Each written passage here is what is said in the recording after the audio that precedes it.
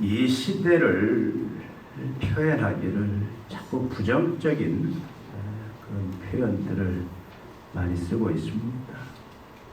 망하는 시대다, 소멸의 시대다, 죽음의 시대다, 절망과 포기의 그런 현상들이 일어나고 회복불능에 자꾸 폐쇄가 일어나고, 이 교회도 예외는 아닙니다. 목사님들 하는 얘기는 굉장히 부정적인 얘기들이 많이 많아요.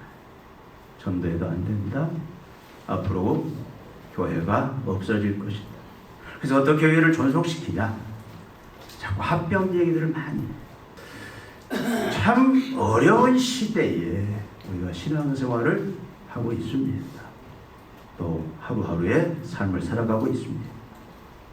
여러분, 회당장 야이로에게 사랑하는 12살 된, 그런데 오늘 본문에 보니까 어떤 딸? 외동딸. 그 외동딸이 지금 계속 죽어갑니다. 회당장 야이로는 전혀 친분이 없는, 그동안 직접 대면하여 보지도 아니한 예수님에게 찾아갑니다.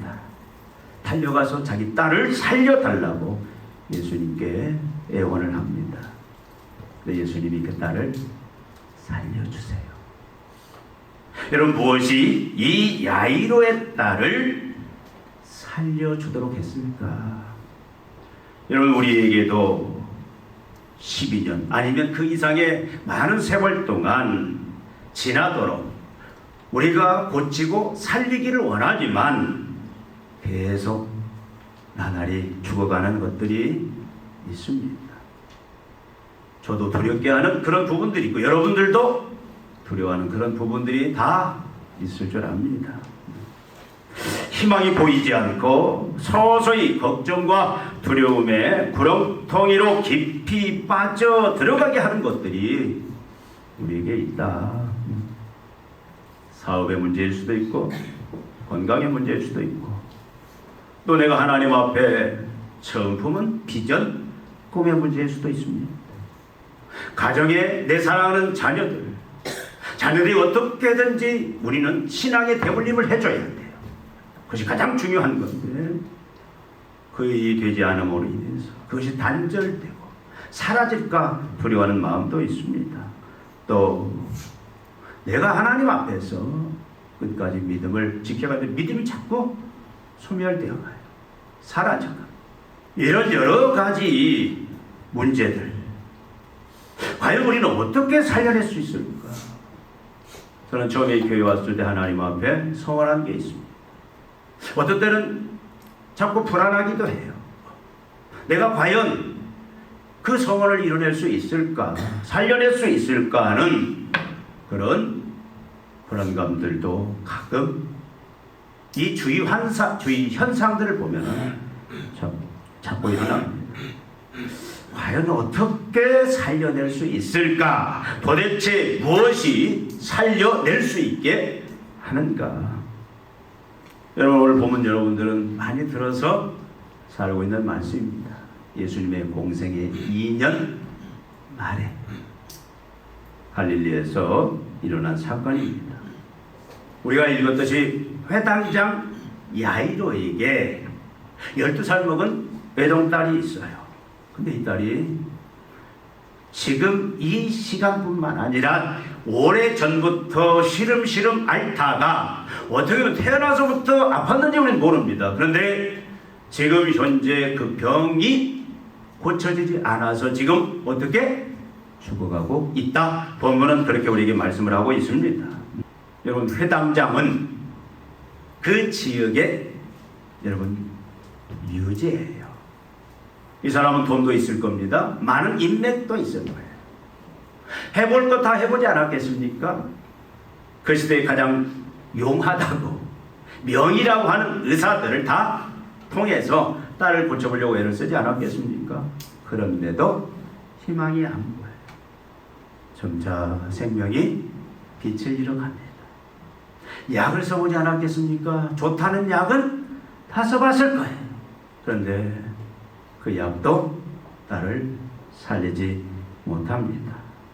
다 무익해요. 여러분, 돈이 없겠어요? 돈으로도 안 돼요. 회당장이라는 그 직분도 자기 사랑하는 딸을 살리는 데에는 다 무용지물입니다. 여러분, 매일매일 그저 죽어가는 딸을 슬픔을 억누른 채 속으로 울어가면서 바라볼 뿐이다. 매일 이런 절망의 삶을 살아가고 있는 것을 볼 수가 있습니다. 많은 자책이 있을 거예요. 내가 회당장인데, 내가 회당의 예배를 이끌어가는 어떻게 보면 종교의 그런 랍비오 지도자인데 자신의 무능력으로 딸이 죽어간다. 고칠 수 없다. 별 생각이 다 들 겁니다. 딸이 자기 죄 때문이 아닌가, 자기의 잘못 때문이 아닌가, 그런 생각도 많이 들어갔을 거예요. 자기의 무능력으로 딸이 죽어간다는 생각에 얼굴을 들 수가 없습니다. 어떻게 보면 세상 말로 창피해서 이 말도 쉽게 할 수가 없는 그런 상황이, 기도 많이 해보지 않았겠습니까? 기도가 더 이상 메말라 버렸어요. 그런데 오늘 본문에 오면 예수님이 그의 집 근처 바닷가에 오셨다는 소문이 들려요. 여러분, 공생이 2년 말이니까 그동안 예수님이 주로 갈릴리에서 많이 활동을 하셨어요. 근데 그때는 예수님에 대해서 관심이 없었습니다. 귀신도 쫓아내고 병자도 고쳐내고 하는 그런 소문도 많이 들었지만 그때는 그것이 자기에 와닿지 않았어요. 근데 예수님이 그의 집 근처 바닷가에 왔다라는 그 소문이 자기 귀에 들리자마자 그는 어떻게 했습니까? 오늘 본문에 보니까 한 걸음에 달려갔다. 예수님에게 한 걸음에 달려갑니다. 가서 보니까 그런데 예수님은 많은 군중들에게 둘러싸여서 비집고 들어갈 틈이 없어요. 그런데 그는 어떻게 합니까? 자기 나이, 자기 신분, 또 자기의 자존심 다 내던져 버리고 내가 어떻게든지 이 시간 당장 예수님을 만나야 되겠다. 예수님을 만나야 내 이 문제를 해결받을 수 있다. 그동안 세상에서 해결받을 수 없었던 내 좋아하는 딸의 그 문제를 예수님에게 해결받을 수 있다. 그래서 필사적으로 예수님 앞에 나아가서 예수님 앞에 서게 됩니다. 근데 그가 예수님 앞에 서자마자 어떤 행동을 보입니까? 그의 발 앞에 무릎을 꿇어요. 여러분, 회당장이면 적어도 나이가 사회적으로 신분이 있는 그런 직위에 오르기까지 나이는 어느 정도 50대는 되지 않았을까 우리가 추론을 해봅니다. 예수님은 이 당시 몇 살입니까? 육신의 나이로 29이에요. 한참 젊은 랍비에게 사람들이 메시아라고 하지만 아직 다 그렇게 믿지는 않는 그 청년 예수 앞에 그가, 사회적인 신분이 있는 그가, 그 모든 그 나름대로 자존심도 있지 않겠습니까? 근데 그 앞에 무릎을 꿇고, 완전히 무릎을 꿇고 예수님에게 간청합니다. 예수님, 제발 나와 함께 가셔서 내 딸아이, 죽어가는 딸아이에게 직접 안수해서 내 딸을 고쳐주십시오. 아주 강하게 요청을 합니다. 이에 예수님이 어떻게 반응하시죠? 우리가 전체적인 맥락을 보면 예수님은 이 바닷가의 이 지역에 왜 왔느냐, 이 죽어가는 딸을 살리기 위해서 오셨음을 우리는 알 수가 있습니다. 예수님은 인자한 표정으로 이 회당장의 야이로의 그 모든 말들을 다 들어줘요. 그리고 동행을 하십니다. 같이 그 길을 가시고, 그래 집에 가자. 그 딸이 죽어가는 현장으로 같이 갑니다. 앞장서서 동행해 주죠. 그런데 여러분, 우리가 잊지 않았지만 갑자기 돌발 변수가 생겨요. 큰 장애물이 나타납니다. 갑자기 12년 동안 혈루증 앓는 여인이 이 무리에, 사실 혈루증 앓는 여인은 여기에 들어올 수가 없어요. 혈루증은 부정한 병입니다.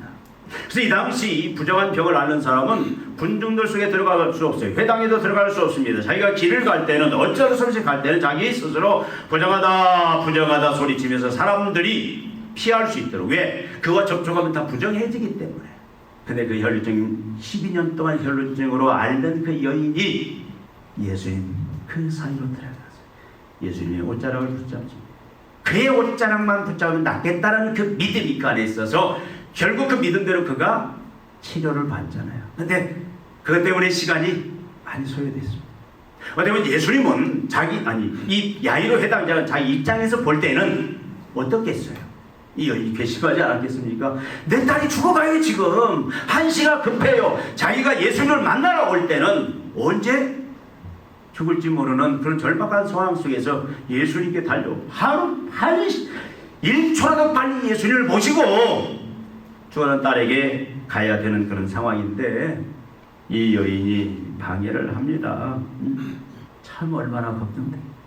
여러분 그 상황에서도 예수님이 그렇게 한 목적이 있어요. 이 여인에게 믿음을 주시기 위해서. 어떤 믿음? 우리의 믿음이라는 건 보통 상황에 따라서 많이 흔들립니다. 밝아지면 뭔가 좋은 징조가 나타나면 우리는 희망을 갖기 시작해요.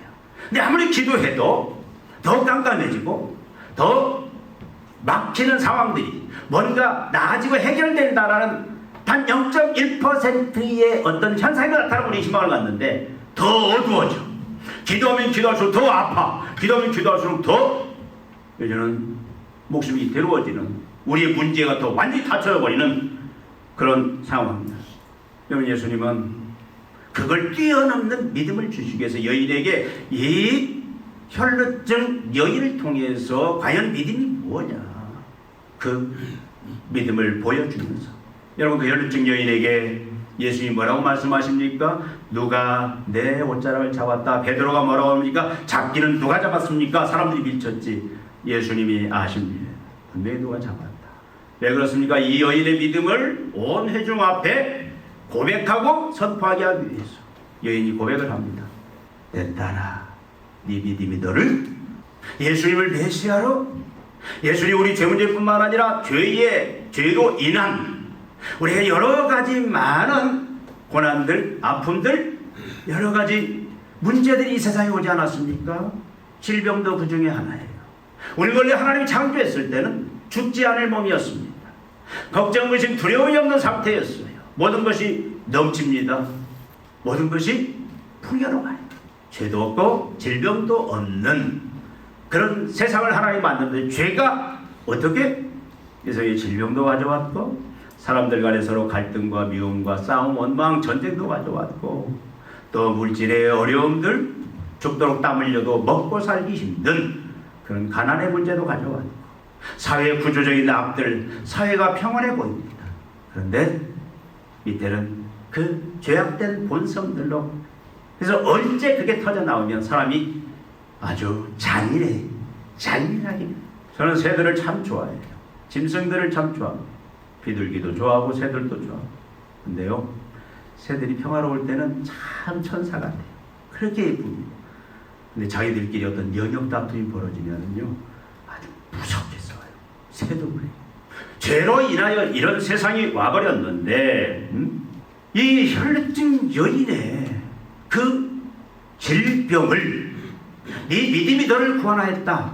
그래서 이제는 주님이 우리 죄 문제뿐만 아니라 죄로 인한 그 사망, 심판, 나아가서 죄의 결과물들, 죄와 또 우리의 정욕이 세상이 우리를 지배함으로 말미암아 우리가 원치 않는 죄를 짓고 고난을 당하게 하는 이 모든 문제를 예수님이 해결하기 위해 오셨다. 여러분 2년 이제 3년 초로 넘어가는데 그동안 예수님은 자기가 메시아인 것을, 바로 죄 문제, 또 죄로 인한 우리의 사망, 심판, 저주, 또 죄의 결과물들이 여러 가지 악들, 질병들, 가난들, 여러 고난들, 이 모든, 그리고 영원한 지옥 심판들로 그를 구원하기 오신 메시아인 것을 말씀과 그리고 기적들을 통해서 계속 보여준 거예요. 혈루증 여인은 그 예수님을 인식하고 깨닫는 은혜를 입고, 그래서 예수님을 그런 믿음으로 반응함으로 말미암아 고침을 받았고, 지금 예수님은 이 야이로 해당장에게도 지금 딸이 죽어가요. 소망이 없습니다. 그런데도 예수님으로 인하여, 예수님은 대기 그 문제를 해결할 수 있는 분임을 믿게 하는, 절망하고 포기하지 않는 그 믿음을 지금 보여주고, 더딘 시간이지만 그래서 그 믿음을 북돋워 줍니다. 그런데 그 혈루증 여인과 상대하고 있는 동안에 갑자기 집에서 하인들이 와요. 그리고 뭐라고 합니까? 주인님, 회당장님 큰일 났습니다. 딸이 더 이상 선생님을 괴롭게 하지 마십시오. 자, 여러분 다 눈 뜨세요. 졸지 마시고 눈 뜨시고. 그럼 죽고 사는 분들이지. 그래도 불구하고 소망이 없습니다. 이제 포기해야 됩니다. 근데 예수님이 뭐라고 합니까? 야이로 회당장에게 두려워하지 말고, 보면 봤어요? 두려워하지 말고, 걱정하지 말고, 어떻게 하라? 믿기만 하라. 여러분 한번 해보십시다. 두려워하지 말고, 믿기만 하라. 졸지 말고. 여러분, 두려워하지 말고 믿기만 하라. 위로하면서 믿음을 북돋아 주십니다. 집에 가까이 갔을 때 집에서 무슨 소리가 나요? 회당장은 예수님이 두려워하지 말고 믿기만 해라, 저 혈루증 여인이 고침받은 것처럼 네 문제도 나로 인하여 해결받을 것이다, 그런 위로를 받았지만 또 절망에 또 벽이 하나 생겨요. 집에 가까울수록 무슨 소리가 나요? 통곡 소리가 나요. 아이고 아이고. 여기 본문이 표현되어 있지 않지만 회당장의 부인은 아마 까무러쳤을 거예요. 모든 사람들이 다 이제는 끝났다, 심히 통곡하는 소리를 들을 때에 예수님은, 이 야이로와 동행하는 예수님은 야이의 손을 잡고 낙담하지 말아라, 절망하지 말아라. 무슨 말을 합니까? 죽은 것이 아니라 어떻게 했다? 자는 것이라, 그렇게 말씀을 하십니다. 그래서 소망을 주시잖아요. 여러분, 우리 하나님의 자녀들은 죽는 게 없습니다. 우리가 설사 육신의 생명이 끝나도 그건 뭐예요? 죽는 게 아니라 뭐 하는 겁니까? 자는 거예요. 바로 천국으로 이사가는 거예요. 영원한 영생 복락의 천국, 죄악도 질병도 없는 그런 영생의 복락의 천국으로 이사가는, 그걸 우리는 죽는다. 그걸 성경은 예수님은 잠자는 것이다. 그러니까 지금 이 회당장의 딸은 이미 육신은 숨을 거뒀고 영혼은 어디가 있어요? 영혼은 이미 낙원에 가 있어요. 천국에 이미 영혼이 가 있는 그런 상황인데, 여러분 이건 어떻게 세상에 어떤 방법으로 안 되는 상황이잖아요. 근데 예수님 뭐라고 말합니까? 그 걱정하지 말라, 자고 있는 것이다. 그러면서 그에게 소망을 주십니다. 여러분, 헌화하는 사람들, 아이고 아이고, 그 사람들은 어떻게 보면 의식에 따라서 돕는다고 하지만 예수님은 그런 사람들 어떻게 합니까? 다 쫓아냅니다. 다 부정적인 요소를 다 제거해버리고, 그 예수님이 어떻게 합니까? 믿음의 기적을 베풀어 주세요. 거기에 누구만 데리고 갑니까? 그의 사랑하는 제자 베드로, 또 요한, 누구요? 야곱, 그리고 그 부부만 데리고 갔어요. 그리고 그를 보면서 뭐라고 말합니까? 예수님이 마태복음에는 뭐라고 표현하고 있어요? 마태복음에는 일어나라. 그게 뭐죠? 헬라로 달리라고. 달리라고 하니까, 일어나라 하니까 어떻게 했어요? 아마 예수님이 소리지를 않았을 거예요. 인자한 음성으로 달리다금 일어나라.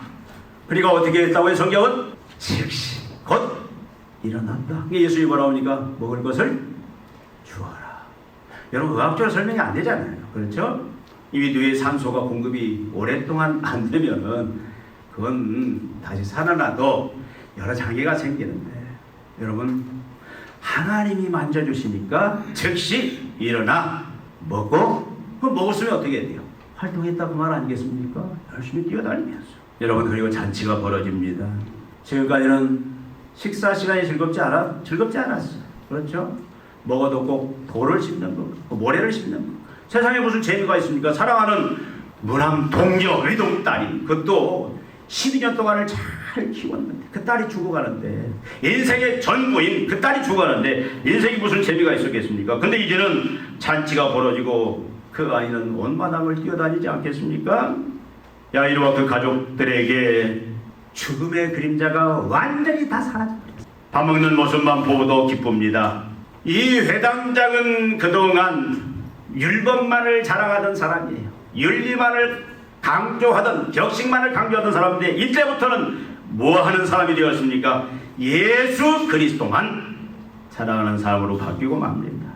해당장이 이제는 예수를 전합니다. 구원자 예수, 죽음에서 생명을 주는 그 예수를, 오늘 제목처럼 부활의 예수를 모든 죽어서 세상의 방법으로, 사람의 방법으로, 의학적으로나 과학적으로나 세상에 두었던 것들로도 살릴 수 없는, 회복시킬 수 없는 것을 능히 살리시는 그 예수님, 부활의 예수님을 이때부터 그는 증거하기 시작을 합니다. 해당장 집에 이제 병든 자들이 몰려오지 않겠습니까? 그들에게 자연스럽게 예수님을 전하지 않겠습니까? 여러분, 가장 사랑하는 것, 소중한 것, 지키고 싶은 것, 그것들이 참으로 소멸되어 가고 죽어가고 망해져 갈 때에 그 마음이 얼마나 아픈지 우리는 다 경험해보지 않았습니까? 그것을 살리기 위해서, 회복시키기 위해서 돈으로, 권력으로, 지혜로, 세상 것으로 다 해봐도 불가능하고 서서히 죽어가는 그런 그 상황. 여러분, 참 저는 뉴스는 TV가 없어서 못 보는데 가끔 이제 인터넷도 뉴스만 봐요. 저는 유튜브 절대 안 봐요. 유튜브는 쓰레기가 너무 많아요. 사람을 아주 그냥 쓰레기로 세상적으로 보라. 여러분, 가능한 한 좋은 신앙적인 유튜브 외에는 세상적인 유튜브는 기웃거리지도 마세요. 사람 자극하고 그냥 사람을 죄악으로 몰아가고. 근데 여러분, 우리가 실제 뉴스들을 통해서 들려오는 소리가 희망의 소리가 많습니까? 절망의 소리가 많습니까? 여러분, 우리가 생각하는 성경의 가정들이 아니에요. 가정들이 지금 다 죽어가고 있습니다. 소멸되고 있습니다. 자식들 없어요. 자기들 행복을 위해서 가정들이 지금 끼어져 가고 있는 그런 시대 속에 우리는 지금 살아가고 있다, 그 말씀이에요. 가정들이 무너져 갑니다. 세상 사람들 이미 다 소망이 없다라고 다 사망 선고를 내려버린 그런 극단적인 상황들도 우리 많이 볼 수가 있습니다. 자녀의 믿음인들이 무너져 가고 있어요. 목사님들도 많이 고민을 합니다. 만나면 그런 얘기를 해요. 자기 때에서 자기 이후에 자녀들의 신앙이 어떻게 될까, 다음 세대에 대해서 걱정을 합니다. 과연 부모들의 신앙을 자녀들이 잘 이어받아서 주님이 섬기던 그 교회, 부모가 섬기던 그 교회를 잘 대물림 받고 그 교회를 세워가면서 그 교회를 향하여 하나님이 가지고 있는 하나님의 일들을 이루어가는 그 일들이 과연 이루어질까? 부정적인 그런 현상들이 많아요. 이는 신앙의 대물림도 마음대로 우리 장담할 수가 없습니다. 근데 마음대로 안 되잖아요. 자녀들의 믿음도 자꾸 무너져가고 있습니다. 자녀들을 어떻게든지 또 세상에서 하나님 앞에 영광을 자녀를 세우기 위해서 여러 가지 방법들을 다 동원해 봅니다. 그래서 현대인의 사고는 뭐예요? 좋은 선생님 만나면, 좋은 학원 보내면 일리가 있어요. 맞아요. 근데 그게 다 100% 되냐 그 말이에요. 그래서 열심히 돈 벌어서 자녀를 최고의 어떤 교육의 기회를 갖도록 최선을 다하고 그냥 허리띠 졸라매면서, 어떤 사람 보니까 20년을 기러기 아빠로 지낸 사람도 있어요. 그거 얼마나 불행합니까? 자녀 외국에 보내놓고 자녀 하나 성공시키려고. 그게 무슨 가정이에요. 그냥 혼자 라면 먹고 쪽잠 자고. 근데 그걸로 과연 우리가 원하는 그런 자녀로 세워낼 수 있느냐? 그런 가능성은 있겠죠. 그러면 세상 얘기를 하는 게 아닙니다. 세상은 이미 자꾸 모든 것들이 몰려가고 있어요. 죽어가고 있습니다. 교회 문제, 성도의 문제를 지금 이야기하고 있는 겁니다. 목사님들 만나면 교회가 자꾸 노령화되어가고 젊은 세대가, 이런 자녀들이 단절되고 젊은 세대가 자꾸 죽어간다. 그래서 미래들을 다 걱정합니다. 그래서 교회를 어떻게 할까? 이러다가는 교회가 폐쇄되겠는데. 그래서 아까 말씀드린 대로 목사님들이 여러 가지 이제 뭐 합병 얘기도 나오고 여러 가지 많은 방법들을 얘기를 해요. 그렇게 걱정하지 아니할 수 없는 시대에 우리가 직면하고 있다, 그 말씀입니다. 여러분, 지금 거의 지금 1년이 넘게 계속 목요일마다 나가서 끊임없이, 겨울에도 눈이 와도 가서 계속 전도합니다. 지금은 계속 이제 우리 황 번사님이라고 돕는 분이 있어가지고 한 사람하고 화요일날, 목요일날 우리가 나가서 계속 복음을 전하고 있어요. 건빵과 티슈를 가지고. 근데 복음을 비로소 여기 보면 그래도 하남 지역은 마음들이 굉장히 참 열려 있어요. 간혹 가다가 그냥 뭐 전도지 뿌리치고 건빵 주고 티슈 안 받는다고 그냥 쳐다보지도 않고 하는 사람이 간혹 있지만 거의 다 그것도 받고 또 복음을 전하면 예수 믿고 천국 가야죠 하면 그걸 기울여 듣고 또 같이 대화를 하는 사람들이 많아요. 그런데 선뜻 교회 나오지는 않아요. 저는 우리 교회 1년 동안 제가 나름대로 교회 인식을 많이 좋게 시켰다고 생각을 합니다. 그래서 이제는 검단산길 교회하면 전도하는 교회 그렇게들 다들 알고 있어요. 건빵 주고 티슈 주는. 그래도 불구하고 근데 열매를 보면은 저도 어떤 때는 좀 걱정이 돼요. 우리가 100명 하나님 채워달라고 기도합니다. 여러분들은 그게 살아날 거라고 생각합니까? 아니면 그냥 기도 제목이라고 생각을 합니까? 우리가 주님 앞에 소원하고 기도한 것들 무너져가고 있습니다. 가정의 믿음이 무너져가고 있습니다. 자녀의 믿음들이 무너져가고 있습니다. 교회도 무너져가고 있어요. 우리가 하나님 앞에 영광 돌리기를 소원하고 그렇게 살기를 원하지만 우리는 현실 속에서 자꾸 그 믿음이 죽어가는 그 비전이 죽어가는 그런 우리 자신의 모습들을 많이 보면서 살아가고 있습니다. 힘쓰고 애쓰고 우리가 얼마나 힘쓰고 했습니까? 여러분 가정 복음화를 위해서 자녀들의 복음화를 위해서 눈물로 하나님 앞에 기도하는 우리 성도들이 있습니다. 마음대로 안 되잖아요. 여러분 그럴지라도 우리는 이 문제를 오늘 분명한 믿음으로 우리 자신이 다시 한번 무장하기를 원합니다. 누구에게 달려가야 돼요? 누구에게 달려가야 돼요? 우리 예수님에게 달려가야 돼요. 예수님에게 달려가야 돼요. 예수님은 기다리고 있습니다. 항상 24시간 우리를 기다리고 있습니다.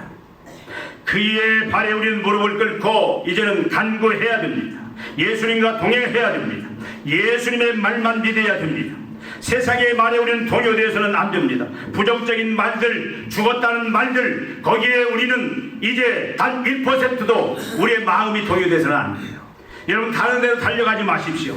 세상 사람들이 말하는 거기는 소망이 있다, 거기는 생명이 있다, 거기는 죽은 자도 살려낸다 라고 세상 사람들이 말하는 예수가 아닌 그런 곳이 혹시 있다라고 그곳에 유혹을 받는다라면 여러분 그것은 사단의 소리입니다. 그건 귀를 막아버리십시오. 우리가 갈 곳은 예수 그리스도밖에 없습니다.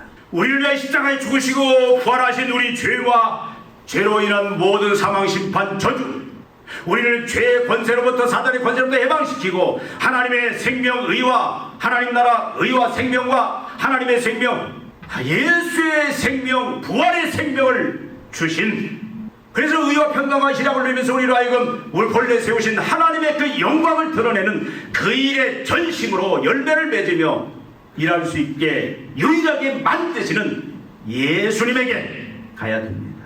다른 데 기웃거리지 마세요. 여러분 한국교회가 어렵다고 하죠? 여러 가지 이유가 있습니다. 뭐 인구 절벽도 이야기하고 여러 가지. 그러나 분명한 성경적인 입장은 뭐냐? 예수님에게 나아가지 않아요.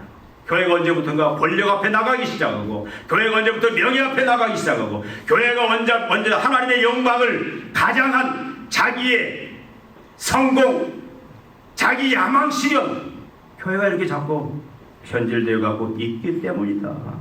예수님 앞에 무릎 꿇고 간구해야 됩니다. 예수님과 동행해야 됩니다. 예수님과 동행하면은요, 우리가 죽었다, 끝났다 해도 걱정하지 않아요. 두려워하지 말라. 믿기만 하라. 다시 살아난다. 회복된다. 그 믿음 속에서 우리는 그 죽음의 현장 속에서 예수님이 살려내시는, 회복시키시는 그런 은혜를 누리게 된다. 그 말씀입니다. 여러분 다른 데로 가면 안 됩니다. 죽어가는 문제는 다른 곳에는 절대로 해결되지 않습니다. 예수님만이 해결합니다. 예수님에게 달려오면 어떤 문제도 해결이 됩니다. 여러분이 생각하는 믿음은 어떤 믿음입니까? 믿음이라는 게 뭐예요? 믿음은 다른 게 아니에요. 믿음은 내가 가장 아끼고 내가 소중히 여기는 것, 내가 하나님 앞에 서원하고 내가 하나님 앞에 참으로 이루기를 원하는 그 모든 것들, 그것들이 죽어갈 때, 소멸되어 갈 때에 내가 아무리 애쓰고 노력해도 그것이 살 방법이 없을 때, 죽음을 향하여 갈 때 우리는 그때 어디로 갑니까? 세상으로 가지 않는 것이 아니라 예수님 앞에 나가서 그 예수님 앞에 간구하는 것이 믿음이다. 여러분 그 믿음이 야이로에게 있을 때, 주님이 그 믿음을 야이로에게 주었을 때에 야이로는 어떻게 합니까? 주님 앞에 달려가지고 주님과 동행했고, 그 이미 죽은 상황, 이미 모든 것이 세상대로 끝난 상황 속에서도 실망하지 아니하고 포기하지 아니하고 두려워하지 말라 나만 믿으라, 그 믿음 가지고 주님과 함께 그 죽음의 현장, 그때 갔을 때 예수님 뭡니까? 달리다금 일어나라. 그래서 살아가는 딸이 다시 소생되고 살아나는 그런 은혜를 입었습니다. 여러분, 우리가 주님 앞에 나갈 때, 주님 앞에 무릎 꿇을 때, 주님 앞에 전심으로 목숨 걸고 주님 앞에 매달릴 때에 주님도 동일하게 우리를 향하여 말씀하십니다. 달리다고 일어나라. 여러분, 지금 애쓰고 수고하는데 계속 소멸돼가고 망해가고 죽어가는 것들이 있습니까? 말씀드린 여러분의 믿음, 여러분 자녀들의 믿음, 여러분이 하나님의 영광을 위해서 계획하고 꿈꾸고 진행되어가는 모든 일들, 여러분의 가정, 여러분 그 모든 것들이 죽어가고 있다면, 거의 절망으로 나가고 있다면 주님 앞에 나올 때, 주님의 동행해 주실 때에 우리는 걱정, 의심 다 벗어버리고 담대하게 주님께서 달리라고 일어나라 살려주시는 그런 영광의 그 은혜를 맛보게 될 줄로 믿습니다. 아멘. 아멘. 그래서 우리로 하여금 예수님을 자랑하고 전하는 그런 영광과 축복을 주실 거예요. 예수님을 자랑하고 예수님을 전하는 그런 축복입니다. 히스기야도 다니엘도 바울도, 여러분 그들은 편안한 삶을 살았습니까? 항상 그들은 죽음의 직면에 있었어요. 근데 그들은 어떻게 했습니까? 세상 의지하지 않았습니다. 세상 권력 의지하지 않았습니다. 항상 어디로 나갔어요? 예수님 앞에 나가서 예수님과 동행하고 예수님의 그 은혜를 구할 때에, 주님 살려주시어 목숨 걸고 주님 앞에 전적으로 의지하고 순종할 때에 그들에게 주님은 생명을 주셨고 영광을 주셨고, 그들이 여러분 아시아와 유럽, 오늘 우리에게까지도 생명을 주는 그런 놀라운 역할을 감당했습니다. 주님은 우리 모두에게 이 믿음의 복을 다 누리게 해주시길 원하세요. 믿음의 사람이 되서 여러분들 이런 복을 누리시기 바랍니다. 우리 한 주간 한 가지만 하십시다. 결단하자고 말입니다.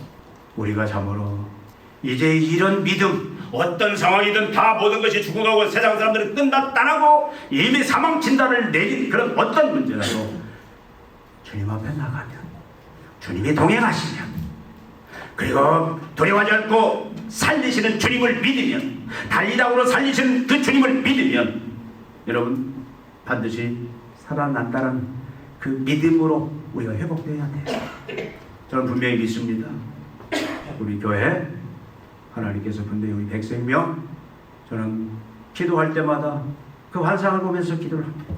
여러분 우리가 포기 안 하면 돼요. 우리가 포기하면 다 끝나지만 여러분 세상 기웃거리지 맙시다. 때를 얻으나 못하나 우리 어떻게 해야 돼요? 단지 가서 복음을 전하는 그에 우리는 전념하십시다. 여러분 백성명 프로젝트 헌금 계속 여러분들 해주셔서 참 전도하는데 전혀 거리낌 없이, 여러분 보니까 전도할 때 건빵이 한 주에 거의 100개 한 박스씩 나가요.